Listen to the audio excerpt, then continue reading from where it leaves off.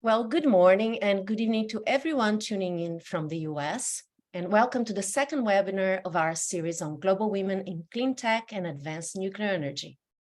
I'm Krista Lacco from Coalition for Conservation, or C4C. I'll be moderating today's panel, and I'd like to begin by acknowledging the traditional custodians of the land throughout Australia and their deep connections to the land, the sea, community, paying my respects to their elders, past and present.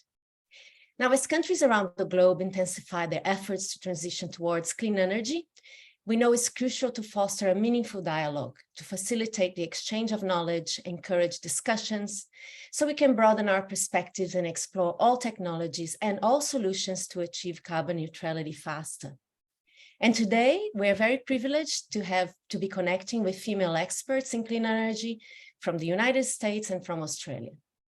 In this session, we'll learn more about advanced nuclear technology, focusing on small modular reactors, or SMRs. We'll explore their applications, operations, safety considerations, but we'll also discuss economics of nuclear compared to other lower carbon options, how nuclear energy can support the integration of renewable energy sources in the grid, and how countries are deploying SMRs, and perhaps even what could be the next steps here in Australia.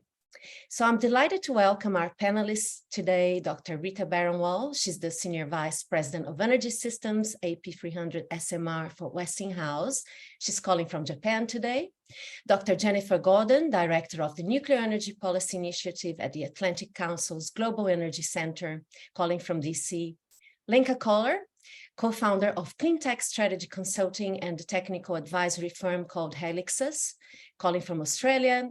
And Jennifer Yu, from the Nuclear Energy Institute in Washington, D.C. Now, Jennifer is replacing Maria Koznick, who could not attend because she had a last-minute family obligation to attend to. So, Jennifer, thank you for being here.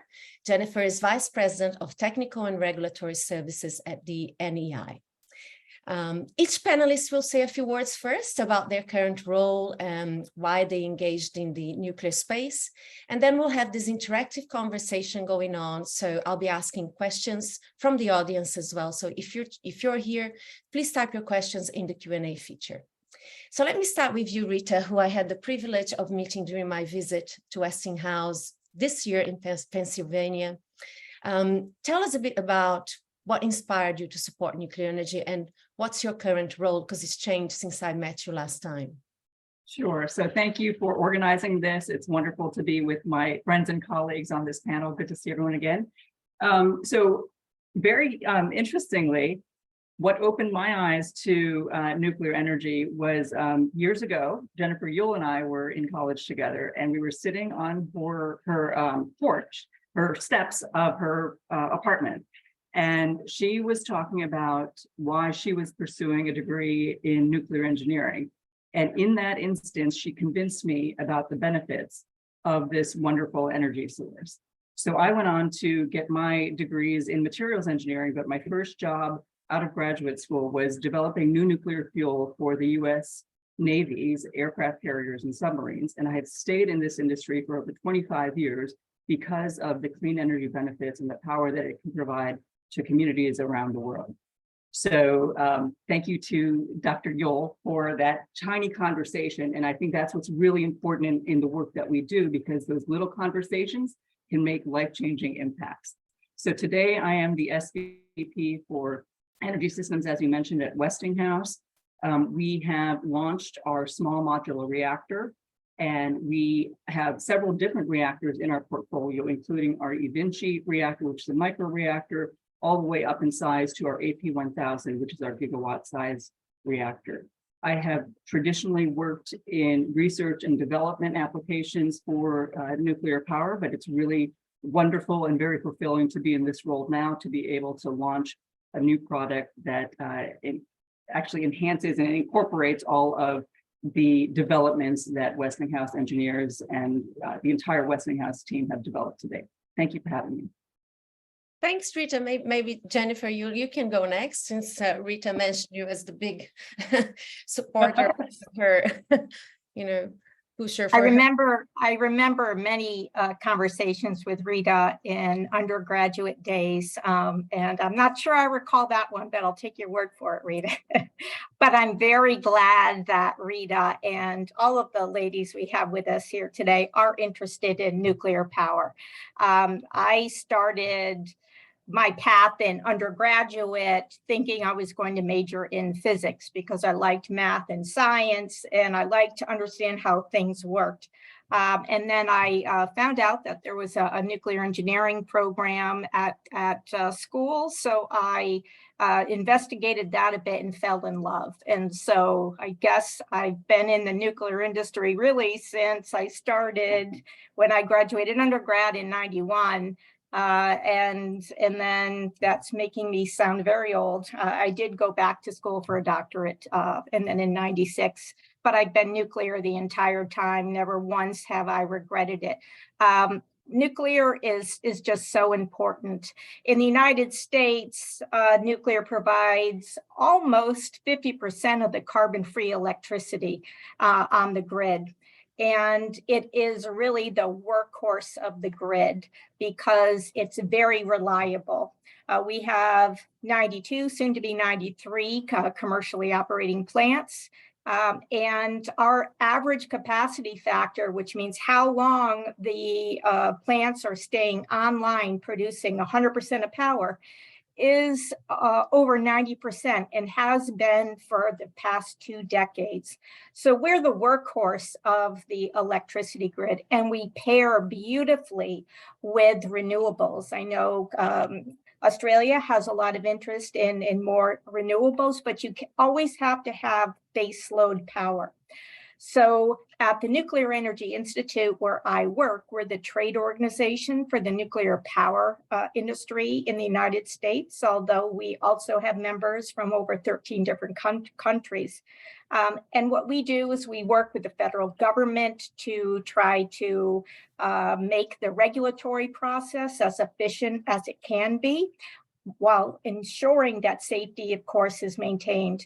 And then also to get the word out to the media, to the public about the important role that nuclear power plays. And then also work with with Congress and with the administration for very supportive policies for nuclear power. And as I've said, I have never regretted being involved in this industry. And it is such an exciting time to be working with all of you fine ladies here today, and hopefully more people getting involved in the nuclear industry after this webinar. Thanks, Jennifer. I was going to say that I was really impressed when I met you this year at the Nuclear Energy Institute, how many women in the executive team. I mean, that was I was impressed with that, to see, so many good quality women there in the nuclear industry. Lenka, you want to talk a little bit about, you're very entrepreneurial, because not only academic, but entrepreneurial, because you set up a company. So let us know a little bit about Helixes as well. Sounds good. Thank you, Chris, for inviting me today, and happy to be joining you from Sydney. But as you can probably tell by my accent, I'm also another American on this panel, which is where I have spent most of my life before moving to Australia. But my family is actually originally from Slovakia. And the reason that I bring that up is because it leads into why I decided to pursue nuclear engineering when I went to university back in the US. And that's because I come from a town in Slovakia that has a big nuclear power plant right next to it. And being an inquisitive child and spending my summers there, I often asked my parents and my family members, what are those cooling towers? What's there? What do they do? And so I learned about nuclear energy from quite a young age and didn't have this scary perception of it that some people might have in terms of what they've seen in media. So when it came to studying engineering, I chose nuclear because I was really fascinated by the technology, not just in terms of providing clean energy, but also for its applications in agriculture and medicine and mining and space exploration in the future. So it's this very futuristic technology that has a lot of challenges and interesting problems to solve that really fascinated me to go into it. And then early on in my career, I started at the US Department of Energy and a couple of the national laboratories in the US. And I had realized that a lot of the issues with building out the nuclear field in energy and these other various technical areas had to do with business, policy, and communication. So more these non-technical soft sides and not necessarily always the engineering. So I realized that we could engineer the perfect machines, but if people didn't support them or the right policies weren't in place, they wouldn't really get to market and make that positive impact in the world. So I decided to get an MBA and focus my career on these more non-technical areas of the industry. And then before moving to Australia, spent about 5 years working at NuScale Power back in the US, and they are a small modular reactor developer. And there I was responsible for strategy and external relations. And so a big part of that was trying to gain bipartisan support for advanced nuclear technologies, which I'm happy to say is very prevalent in the US now, and also engaging in clean energy and climate conversations to make sure that nuclear was included in those discussions. Then for personal reasons, I moved to Australia in 2020, and without a huge nuclear industry here, had to create my own job. And so I started Helixos, which is a small consulting firm. And we've grown quite rapidly because a lot of people have interest in clean tech. And so we're 10 people now, and essentially help startups and research organizations in commercializing new technologies. About half of our work is still in the nuclear industry, and we do most of that work in North America, but have also been doing some advisory here in Australia, especially giving technical and policy information to people that are interested in the potential of nuclear energy in the region. So that's a bit about me, and back to you, Chris. Thanks. I'm sure there's huge demand at the moment for exactly what you're doing. But we will move on to Jennifer and hear a bit more about your role in the Atlantic Council for those who are not acquainted with what they do. Sure. Thank you so much, Chris. And again, it's wonderful to be on this webinar and to see friends and to join everyone. So a little bit about my own background. I really come at nuclear energy from very much a national security background and also a background in trying to understand geopolitics. And I think, for me personally, just like I think many of you, probably everyone speaking on this webinar and listening to this webinar, I care deeply about climate change. And so nuclear energy, of course, is really at that nexus between geopolitics, national security, and climate change. And I think from the Atlantic Council's perspective, while the Atlantic Council itself does not take organizational policy positions, we were founded in 1961 to support the NATO alliance. And out of that has come a position where we work to promote cooperation between partners and allies. And we also believe, of course, in the effects of climate change and in trying to reach a net zero world. And so therefore, nuclear energy has really become a big part of certainly what I do, and I'm very privileged to work on nuclear energy policy from my position at the Atlantic Council. Thank you, Jennifer. Why don't we start talking a little bit about SMRs for those who are attending and are not acquainted with these new generation nuclear, and what is the difference in terms of safety, size, cost, everything. What are the features that are so new and so advanced about them that make them a lot more attractive, especially for countries that don't have nuclear. So Rita, you want to talk a little bit about the AP300 compared to the AP1000 and compared to traditional nuclear, and what are the advantages? Sure. So as I mentioned, we have a large gigawatt scaled reactor, AP1000, that has been successfully licensed and constructed in China and in the United States. And it's been licensed by regulators in the United States, in the UK, and in China. And so we made a decision at Westinghouse, given the market for small modular reactor technology, that we would launch a reactor that was based on that licensed and constructed AP1000 technology. So the AP300 is based on that proven, fully passive technology. And what that means is really four things that I want to highlight at a high level. One is that it's fail-safe. It automatically achieves safe shutdown without the need for operator action. It is self-sufficient in that it's a passive approach to safety that eliminates the need for backup power and cooling supply. It's hazard-proof in that it's protected by a robust containment that's designed to withstand extreme external hazards. And finally, there's defense in depth, and that's really important in this industry. And it's really, I would say, designed into almost every facet of nuclear power technology. So there's multiple layers of defense in the the very tiny probability for accident, but the multiple layers of defense allow for accident mitigation. And so we're really excited about our AP300, but I do want to emphasize for the audience, the S in SMR merely stands for small, and really the generally accepted definition is 300 megawatts or smaller. And why companies, communities, even, for example, universities and hospitals, data centers are looking at small modular reactor technology are for some of the reasons you've already mentioned, that the cost will be less because the size is smaller.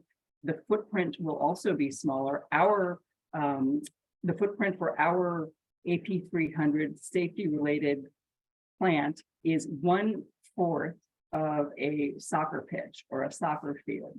And so it is quite small and compact, and that's designed intentionally because a lot of the markets that we want to deploy in don't have a lot of land. So we're very, very conscientious about land usage. And so there's the cost. And then there's also an aspect of some communities that are new to nuclear. And so they may not want to embark on launching a large gigawatt scale reactor immediately. So there's some tailoring to that type of community or even city, state, country as well. And so let me pause there. I know that others have a viewpoint on the SMRs as well.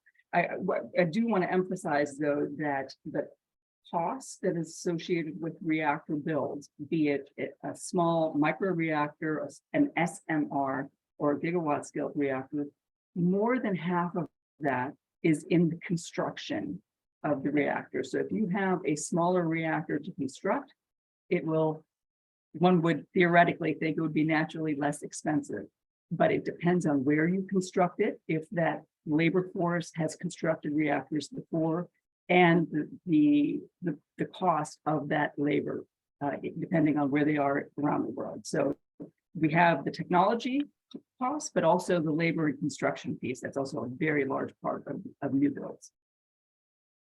Lenka, you sound like you wanted to say something about the SMRs. Oh, sure. I'll just add on to what Rita has already explained really well in terms of the differences with SMRs, and also dialing in on the S in terms of small. What the strong safety case for SMRs also means is that you can have a minimal or reduced emergency planning zone, and this means that in today's reactors, those that are sited in the US, for example, have a 10-mile radius of an emergency planning zone around those power plants, which means you need to have emergency planning and potential evacuation. And because of the strong safety case of SMRs, the Nuclear Regulatory Commission in the US, for example, has approved a much smaller emergency planning zone that's limited to the site boundary of the SMR plant. So that means you can site these SMRs much closer to where energy is needed, whether that be a city or community or an industrial zone, for example. And this means that although a lot of coal plants are very close to these industrial areas, so an SMR plant could be placed directly on that site because of this minimal emergency planning zone. And then dialing a bit on the M, which sometimes stands for medium, sometimes modular, and you also call SMRs, or you'll hear SMRs called advanced reactors, or then there's micro reactors, which are even smaller, less than 10 megawatts, for example, or even down to a megawatt or kilowatt size. So there's many different names and many different designs out there, but I'll use SMR as generically for these new types of designs, but many of them are also designed to be modular. So that means you could have multiple reactors in series at a site, and meaning that you could use some of them for electricity generation and the other reactors for generating steam, for example, which could be used directly in an industrial process that needs high energy heat, or even for producing hydrogen through high temperature steam electrolysis. So these reactors are designed to go beyond that baseload electric power that we traditionally think of as using large nuclear power plants for. So there's lots of purposes then and applications for SMRs, but just going back a little, because what I hear in Australia many times talking about SMRs from people is that, well, SMRs don't exist yet, so it's not proven. But from what you said, Rita, at least with Westinghouse, it's actually a proven technology. All you're doing is making it into a smaller reactor, something that is already in operation. In terms of safety aspects and the whole new technology. Is that correct? So it's actually wrong to say they don't exist. Well, one might also say that they do exist. They're operating in our naval fleet, not only in the US, but in many countries, aircraft carriers and submarines. And so those were the original SMRs. And you know, they have operated safely for hundreds of thousands of miles and for decades. So they do exist. And Jennifer from NEI, and also Jennifer Gordon. So what about the licensing and you know, the permitting? Because when we were in the US, it felt like the difficulty and the length of time was really involved with approving, you know, SMRs because of the new technology. So what are the hurdles and how is this being, you know, reduced, and all the bottlenecks and red tape around it? Yes, first I would say we want a strong and independent regulator in all countries that has nuclear power, absolutely. And I would also say, and Dr. Barenwall hinted at it, is that these designs aren't starting from scratch. For example, the AP1000 is a walkaway safe plant. It's a passively safe plant. AP300 is a scaled down version relying on the same passive safety features. Another US vendor is GE Hitachi, and they have a certified design that is larger, and they're looking at the X300 design, and it is also using those same approved technologies, and it's been simplified and smaller.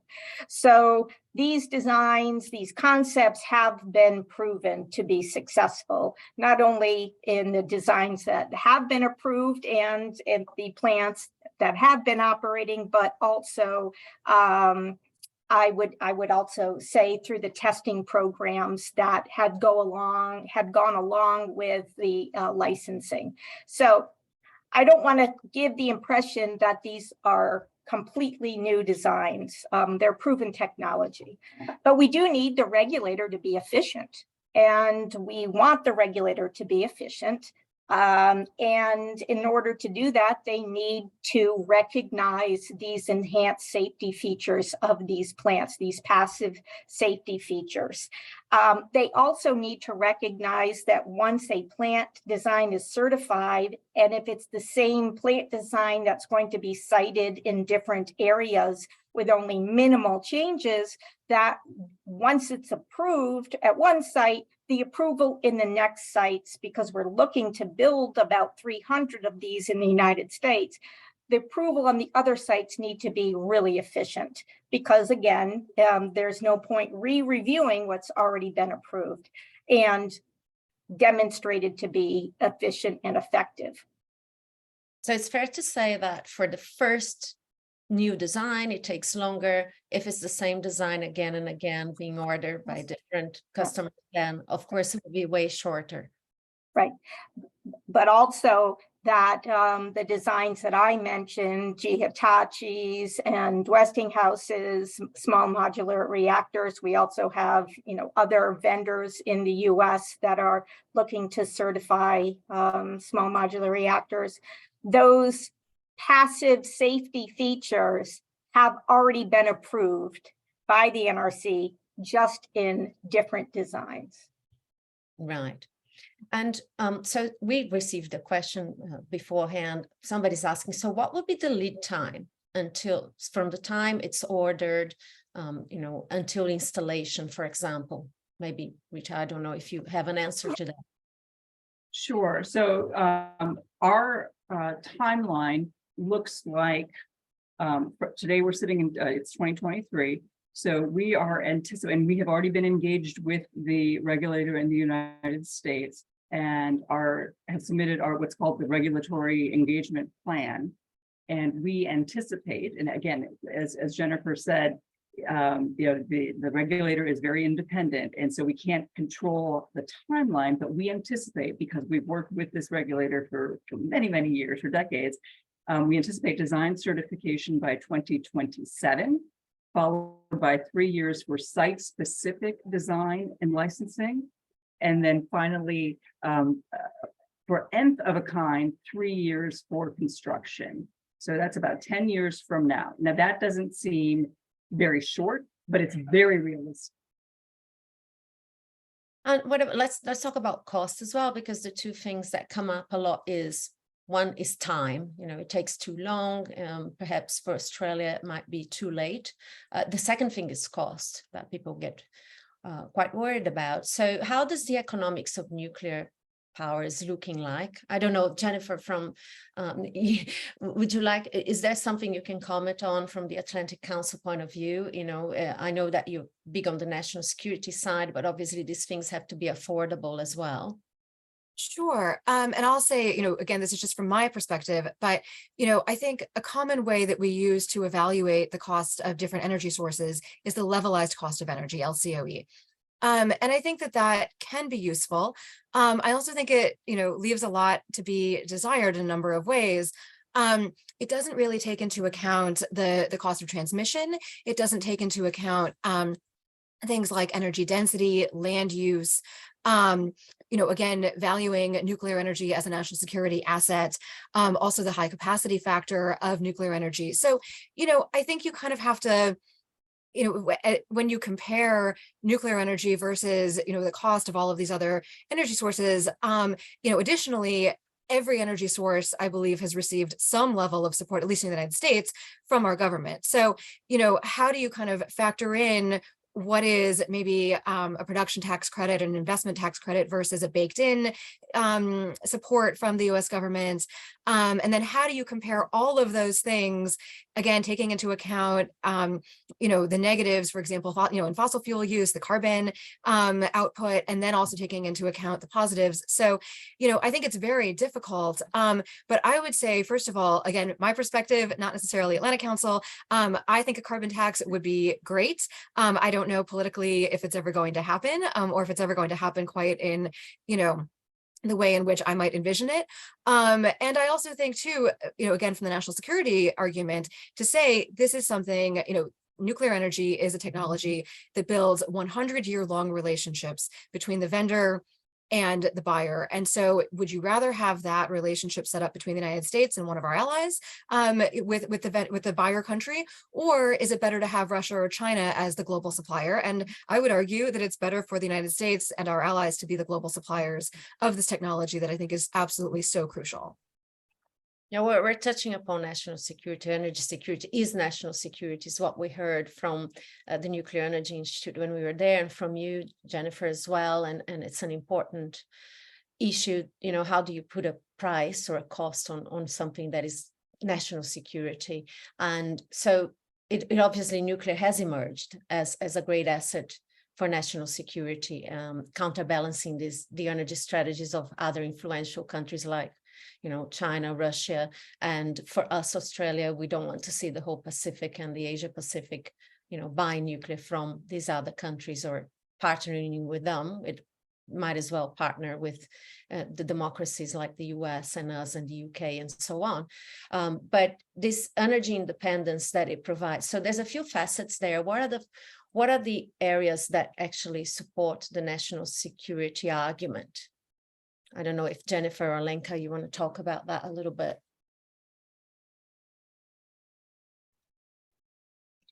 I didn't know. Go ahead and Okay. Go ahead, Go ahead. Lenka. I wasn't sure what Jennifer, Chris, you were talking about. So go ahead, Lenka. How does the US Sure. do that actually? Sorry, what was that? How does the US perceive that, sort of, because when we were in the US visiting all the different vendors and the different institutes, they were very interested in having Australia as an ally in this whole supply chain, the nuclear supply chain. So how does the US perceive that as national security argument? I can start with that and then pass it to either of the Jennifers to elaborate on that a little bit more. It's just what Jennifer Gordon said before in terms of the US having really looking at its allies and wanting to engage with them to provide that energy security, which then of course leads to national security. And I think a really good example there is the trends that you can see happening with energy in Central and Eastern Europe. Many of those countries in the recent years have realized that nuclear energy can provide really good energy security for them, especially having or being able to come off of gas that is being imported from Russia. So the recent war has exacerbated that problem even more. And you'll see the US engaging in countries like Romania and Poland, and even my home country of Slovakia recently has engaged more with the US government on deploying new nuclear technologies in their countries because they want to have reliable energy and then also have more independence in where that fuel is coming from, rather its allies than not. I'll let the others elaborate.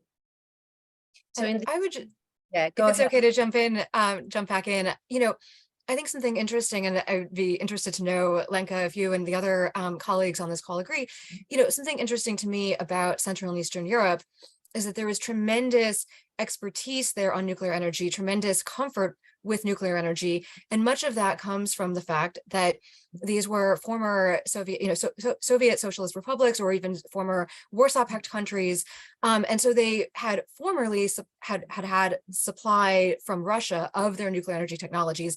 Now, these kind of Soviet legacy or Soviet era reactors are reaching the end of their lifespans. And so these countries, I think pretty much all of them are saying, we no longer want Russian supply. Russia is no longer or cannot be considered to be a reliable actor and a reliable vendor.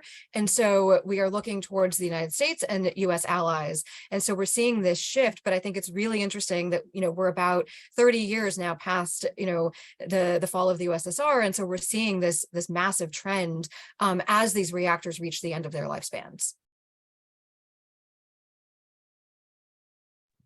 And if I can add to, just very simply, if a country is depending on another country for its powering its grid, well, you need power for a whole lot of things. You need power for of course, manufacturing, for food production and processing and distribution. You need power for health reasons in terms of powering hospitals and getting medication to your people in your country. That if another country has all that control and can turn that off by saying, we're not going to be giving you the parts that are needed to get the plant back up and running, then they have a whole lot of control and you don't have a lot of negotiating power with them. So I would say that just very simply, that's probably not only the 100-year relationship that we talk about, but it's just having that ability to impact the day-to-day society in that country so directly is problematic. And that's why going to an ally for support for nuclear power, where you get the fuel on site and then you're operating for 2 years or 1.5 years to 2 years, that gives you a lot of stability.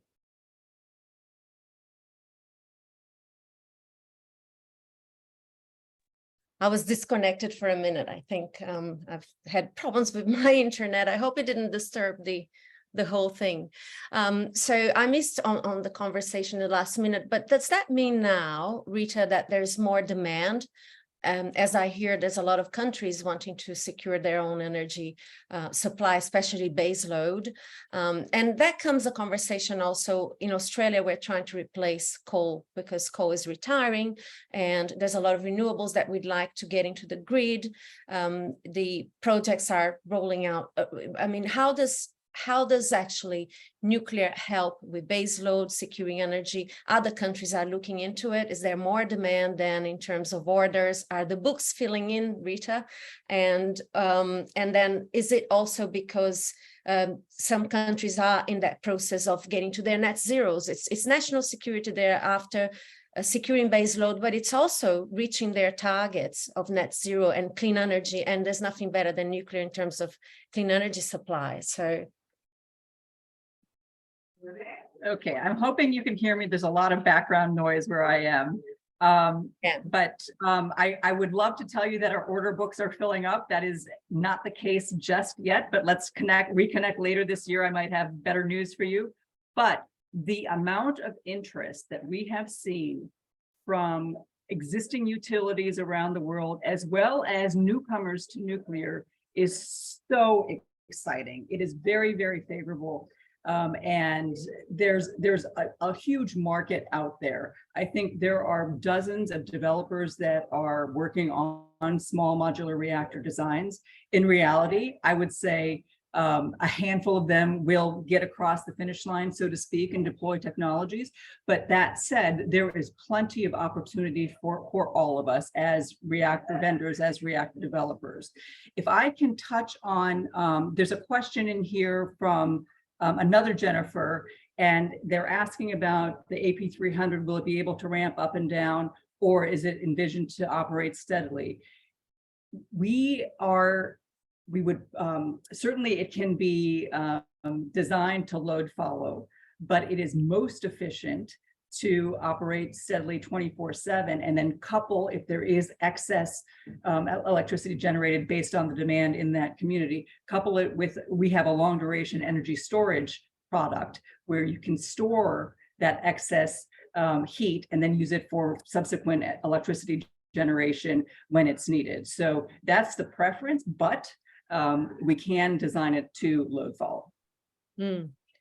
Or another option could simply be that not powering the grid, but then generating hydrogen. Some other use other than powering the grid, which of course numerous designs are looking at. So is there more? Including the AP300. Oh, and there's also a question here, just stay on the West. Who owns Westinghouse SMRs, Rita? There's a question here from Bernie, wanting to know who owns the Westinghouse SMR. Is it Toshiba?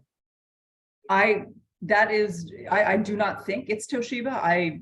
We are currently owned, and the contract is being finalized, but we have been purchased by Brookfield Renewable and Cameco, and so that would be the owners, so to speak. But it's a Westinghouse design. It's not a Cameco design. It's not a Brookfield Renewable design. It's a Westinghouse design, and the nameplate will be Westinghouse. And there's also a question for you on the status of the AP300 ordered by Ontario Power Generation, OPG. So I am not aware that OPG has ordered an AP300. They have, as far as I know, they have an arrangement with GE for GE's BWRX 300. And this is information that may be outdated, but the last that I heard, and this is not Westinghouse's position, this is my personal kind of opinion or information that I have, is that they were going to deploy by 2029, and meaning operational. Sorry, they were going to be connected to the grid and operational by 2029. That's only 6 years away. So, let's see. Yeah. And so we were talking about the synergies between nuclear power and renewables, including hydrogen there, Jennifer. Also, and Lenka, maybe you can talk about repowering, retiring coal. plants. I've heard at least of one I was participating in another event the other week, and there's a couple of countries already doing that. I mean, Australia has a lot of coal plants.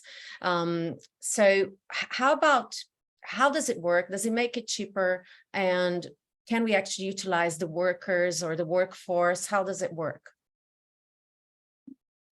Yes, that's a great question, and something that I was able to investigate back when I was at NuScale a few years ago. We had been saying that we could repower retiring coal sites in the US, but hadn't done the actual investigations into it. And so I led the study to do that. And what we did was work with utilities that own both coal and nuclear plants in the US, of which there are many. And one of the surprising things that we found was that you could actually retrain most of the workers, if not all of them, at a coal power plant to work at a nuclear power plant. And people have this notion that you might need a PhD or very high degree of training to work at a nuclear power plant. But the reality is that some of that trades training is important, but then all the nuclear training you actually get at the plant once you start there, including to become a licensed reactor operator. So the jobs are very transferable in terms of coal plant workers already having very good training in the trades and being able to work, especially on that secondary side of the plant, which just has steam generation and turbines and electric generators. So all of that secondary side is very similar between coal and SMR plants. So you have the benefit of retraining those workers, and then that, of course, can have cost savings because you already have a workforce there, and really good economic benefits for that community to have another energy generating asset instead of a retiring coal plant that's not replaced by anything or replaced by renewables or gas in a different location. And finally, of course, you're saving on the transmission lines because they've already been built to that coal site. So it really does make a lot of sense to do, especially in countries that have a lot of retiring coal assets or ones that are going offline due to climate goals. And a good example in the US is that there is a TerraPower GE design that is being partially funded by the US government to deploy first of a kind technology that's called Natrium, and it's actually being built on a coal plant site in Wyoming. So that'll be one of the first examples of doing this. And we mentioned Eastern Europe before. Poland is another great example of country that's looking to repower their coal power plants with SMRs or other nuclear assets. And if I can add just quickly, just to give you an idea, because these coal communities are just really interested in getting the nuclear plant to be sited there on the coal site, because typically power plants are located in less densely populated areas, and when the plant is to shut down, it devastates the community, as Lenk indicated. And in fact, when TerraPower, partnering with Pacific Corp, looked to build the Natrium design, the TerraPower design in Wyoming, there were 4 different coal sites that were really begging for the plant to be located at their sites. And so it worked out for the Kemmerer Wyoming site. But this idea of reaching out to the coal sites and saying, hey, look, do you want nuclear? All of them are saying yes. It's this extraordinary uniting of people realizing the importance that having a stable grid provides to the economy of a nation, but also to achieving the carbon reduction goals going to nuclear. Yeah, and I was going to mention a little bit that we also have the coal fires, the coal retiring in Australia, and Australia, like Canada and other countries, we have a very strong mining sector. And what is the possibility of SMRs actually helping decarbonize the hard to abate sector of industry here?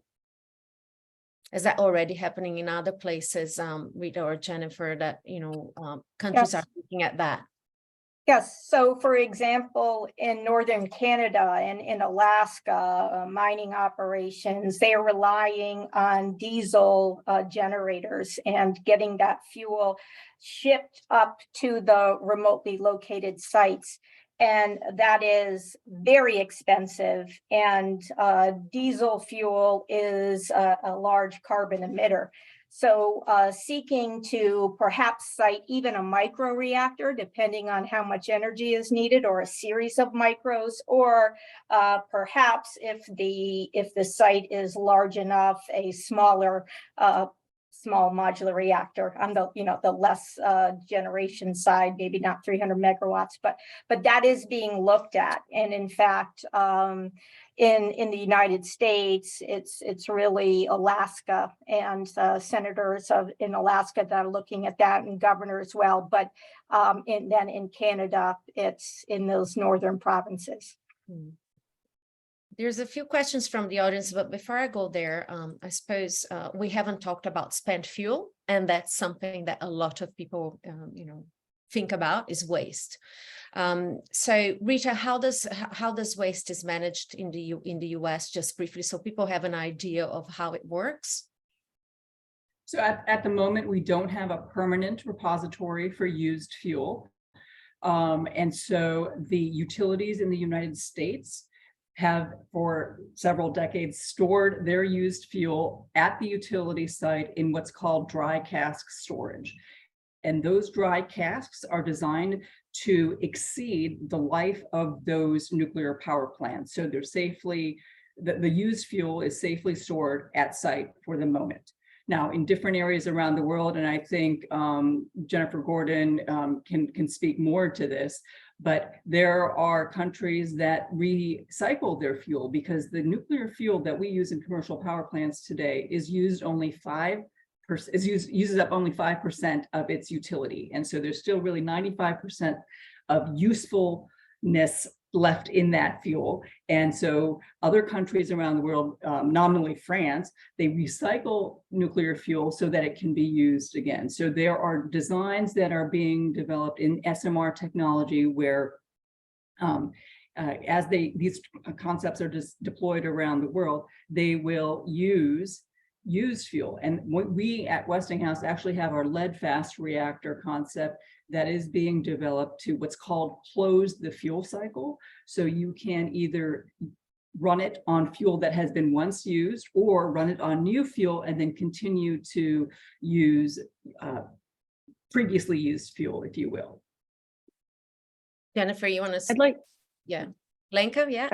I can quickly add to that in saying that even currently operating reactors in countries like France and some other parts of Europe are already using recycled fuel. And fun fact that from the Opal research reactor that's operating here in Australia, we actually send the Australian used fuel to France to be reprocessed, and then that vitrified waste is sent back to Australia. And so that reduces the long-term radioactivity quite significantly from recycling that used fuel.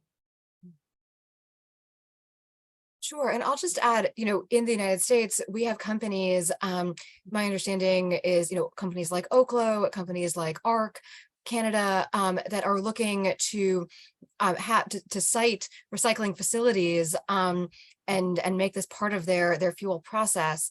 And actually, Rita, I thought you were going to mention, because you're in Japan right now, but a few months ago when Representative Alexandria Ocasio-Cortez was in Japan, and she made huge waves in the nuclear community, at least on Twitter, by tweeting about Japan, and I think maybe on Instagram, by talking about Japan's recycling capabilities. And so, I think that this is also being looked at as a way, not necessarily to solve all spent fuel issues, or, all I guess we don't say waste, but it's a way of kind of dealing with some of it. And also, I think, making the process, a little bit, and fuel acquisition, I think, more cost competitive for some of these companies that are facing, I think, pretty steep costs of getting, the specific type of fuel that would work in their new reactors. And if I can just add and agree with what has been previously said, but if we take a step back and we say, okay, recycling isn't going to be deployed in the United States, that isn't what I proposed, but let's just say that could be true. If we took all of the used fuel that has powered up to 104 reactors over 40 years in the United States, where, obviously we had to shut some plants down, but now we're at 92, almost 93 when Vogtle 3 starts or connects to the grid and goes into commercial operations, I should say. If you were to take all of that used fuel, it would fit on a football field up to the height of 10 yards high. That's it. No other power generation source knows where its fuel is, protects it, stores it very securely and safely. And I could have a dry cask in my office here in my house, and I have climbed up on top of them, when I was at the regulator, and there's no radiation that is coming off of those. It's passively cooled with just air circulation. So they're reinforced concrete, very durable, designed for extremely large seismic events and even tornadoes, etc., all natural hazards that you can think of. So spent fuel is safely stored as is today. Certainly, as we look to the expansion of the nuclear industry, we want to take a look at reprocessing, both for fast reactors and also for perhaps the light water reactors that are operating today, and then also the small modular reactors. So just want to end on that. There is not a safety or security issue with used fuel in the United States or in any of our allied countries. That makes a lot of sense economically, but also environmentally, recycling. And it looks like it's already happening. It's not impossible to recycle spent fuel from nuclear. I have a question here from our chair. He's saying Australia does not have a nuclear industry, as you know.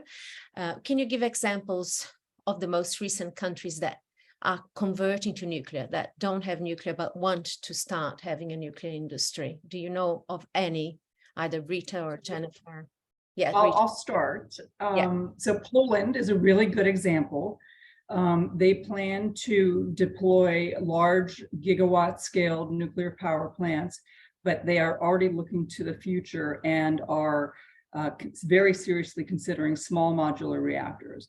This relationship with Poland and, in my case, with the United States, has been developing for many years.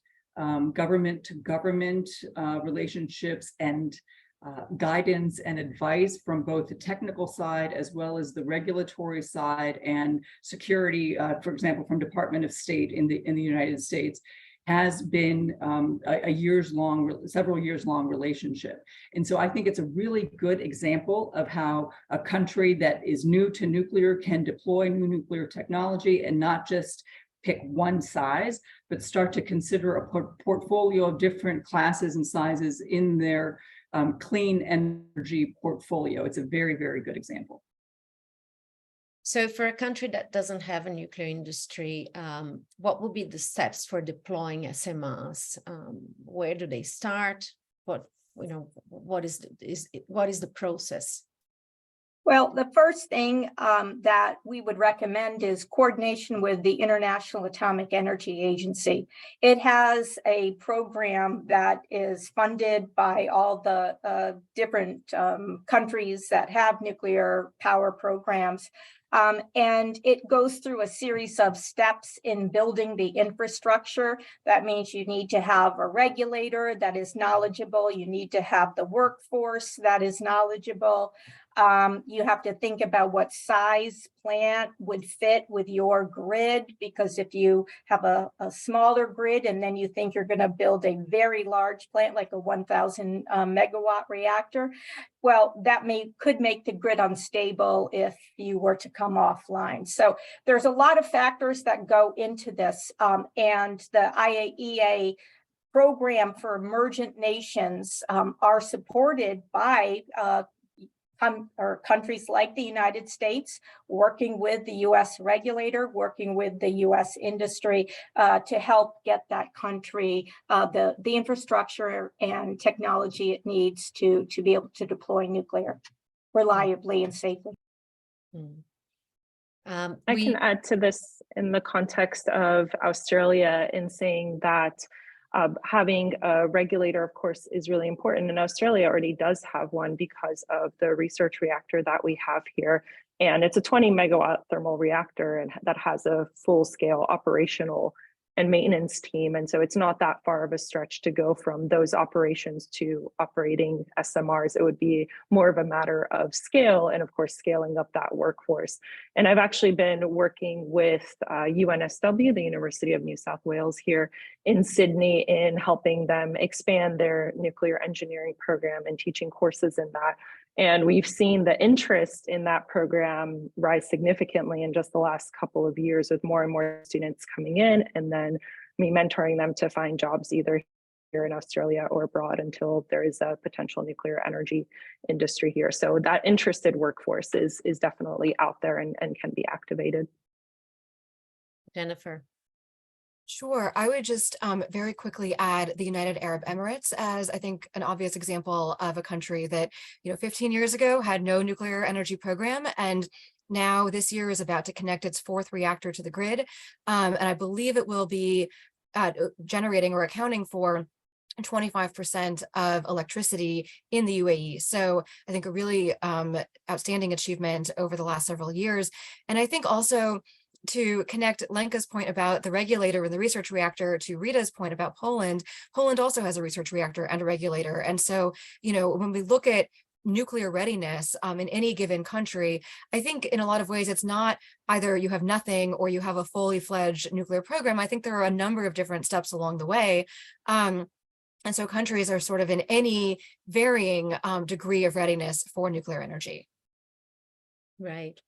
We're running out of time, but I think I would like to just touch on one point. And I suppose that's because I'm sitting here in Australia and we still have a prohibition on nuclear. So do you have any words of advice, or how did in the US, for example, it became such a bipartisan issue? The Inflation Reduction Act is actually putting lots of dollars towards, improving nuclear, pushing for SMRs. How did that happen? Where did they see the necessity? When was the turning point? And how could we adapt that to maybe the Australian sort of landscape? What would be your suggestions for Australia? Since we've got a lot of uranium and we signed up with AUKUS and we are retiring our coal plants, so it would be great to have nuclear, at least as one of the options there on the table for us. Who wants to go first, Jennifer? Yeah, I'll jump in first. There are a lot of great attributes about nuclear, and we've covered a number of them. First, it plays a key role in electric grid stability, especially when you're trying to bring in renewables, because renewables are intermittent and the battery technology isn't there. So it's going to provide grid stability, but it's flexible so that, again, it can take offline if there's a lot of energy going onto the grid from renewables. It's really sunny that day, or the wind is really blowing.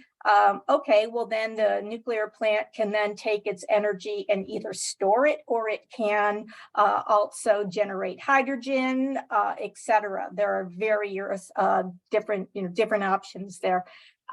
It's also great for energy security because you have fuel on site for 1.5 to 2 years.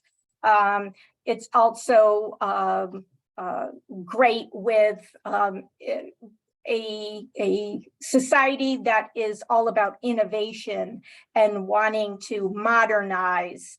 And so we've used these different attributes. And as a result, we've keyed into the policymakers, whatever they may be interested in. They may be more about wanting energy security. Nuclear plays a role. Could be more about carbon reduction. Well, nuclear plays a role. It could be about modernizing and getting a young generation into technology. Well, nuclear plays a role. So I think that's how we have built that support over the years. And there aren't a lot of issues that have bipartisan support in the US, and nuclear is definitely one of them for different reasons. Democrats like the carbon reduction, Republicans like the energy security and the foreign policy benefit. So I think you tap in that way, and then you have a whole lot of people through a grassroots effort reaching out to their representatives. That's a great summary. Rita, do you want to give us some advice on how you see bipartisanship or, the attraction of nuclear for Australia? I think, and this ties to one of the questions that we didn't get a chance to answer, but I think the keen interest in new nuclear around the world is really driven by efforts to achieve decarbonization targets. Several really renowned studies have shown that renewables can get us 80% of the way there, but that remaining 20%, you need some firm baseload power, and nuclear is ready to fill that 20%.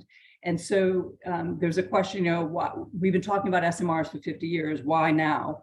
And that's why now. The market is there, being driven by the environmental push to decarbonize. States in the United States, provinces in Canada, countries all around the world, and I hope Australia is one of them, is being driven to consider nuclear because of its clean energy benefits. And the technology has been proven to operate safely for decades. And so I hope that continues. And again, all of us, we started out saying what an exciting time this is. It is absolutely the highlight of my career at this moment, where there is so much demand for clean power, and nuclear can absolutely help supplement that need. Fantastic. Thanks, Rita. Lenka, you're more acquainted with the situation in Australia at the moment, so. Yes, and the situation is that renewables have grown greatly in Australia. We have one of the highest penetrations of rooftop solar, for example, great sun all year round. But the reality is that over 90% of our primary energy usage is still coming from fossil fuels. That includes transportation, industry, electricity, everything. And so we have a very long way to go to decarbonize all of that. And the way we were able to build bipartisan support in the US was through all of that engagement, education with environmental groups, with those talking about clean energy, and really having a technology neutral approach available for all of those different options. And the Inflation Reduction Act is an excellent example of that, of taking that technology neutral approach and looking at the outcomes, because the outcomes that we really want are decarbonization and reliable electricity and energy as well. And going back to the cost question, because I think that's the one that primarily comes up when I engage here in Australia, is that it is important to look at entire system and what it's going to cost when we do decarbonize it. And one of the reports I'd like to point to is a recent Department of Energy report on accelerating advanced nuclear. And they looked at the different costs between different clean, firm power sources. And we have limited sources for this. We can do nuclear, we can do natural gas with carbon capture, for example, or renewables with storage. And those system costs for those different clean, firm power sources all had the same range in terms of that levelized cost of electricity. So it's really about diversity in the energy grid and having all of the options available to be able to tackle this large decarbonization challenge. I think you've nailed it, Lenka. And Jennifer, from your perspective. Sure, I would only add 2 quick points to everything that everyone else has said, which I agree with entirely. But I think, when we talk about reaching or renewables reaching that 80% of the grid, first of all, that's just the power sector. So we have to talk about also how we power our industrial processes. But secondly, that's the power sector right now. And we have not yet, I think, reached the full electrification goals that many of our governments are looking at. So electrifying, everyone's homes and electrifying data centers and, transportation fleets and all of that. So that is going to place an incredible burden on the power sector. And I think we're going to find, and hopefully we'll have done something about it now, but we're going to find that we're going to need nuclear, I think, more than ever. Well, I wish our Prime Minister was watching today. Unfortunately, he didn't tune in. But maybe you can all come to Australia and present a case.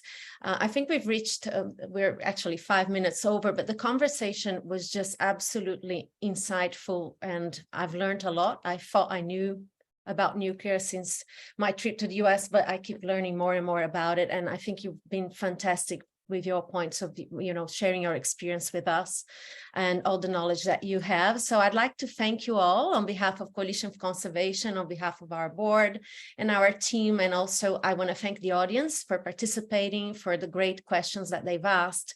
For those who hasn't really signed up to Coalition for Conservation, go to the website to get our newsletter and all the invitations to our events. I hope to have you over at another webinar. Maybe in a few years also, we might be having nuclear in Australia. We don't know. So we could have this ongoing conversation on the benefits of nuclear and also getting your feedback, Rita, on how things are going with Westinghouse and different types of SMRs around the world. So thank you so much. I'll see you here in Sydney, or maybe my next visit to DC or, to Japan. Rita, will connect. Thanks a lot and have a lovely day. Thanks, Take everyone. care. Yeah. Bye. See you.